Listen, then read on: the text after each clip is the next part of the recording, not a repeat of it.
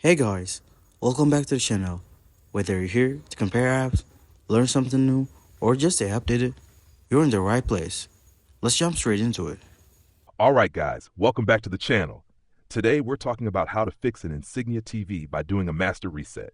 If your TV is stuck, frozen, or just acting weird, a full reset might be exactly what you need to get it working again. Start by picking up your Insignia TV remote.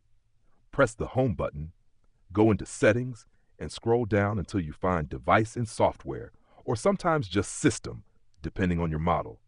Then select Reset to Factory Defaults. If it asks for a PIN and you haven't changed it, the default is usually 00000. Confirm the reset, and your TV will erase all settings, apps, and saved accounts, basically taking it back to how it was when you first bought it. You'll need to reconnect to Wi-Fi and re-download your apps after it restarts, but this should fix most software problems. If your TV is completely frozen and you can't access the settings, unplug it from the wall, then hold down the physical power button on the TV for about 30 seconds.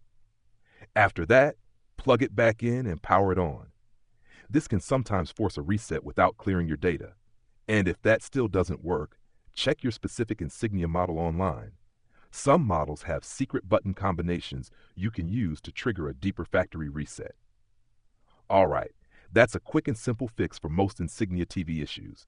Let us know if it worked for you in the comments, and I'll catch you in the next video.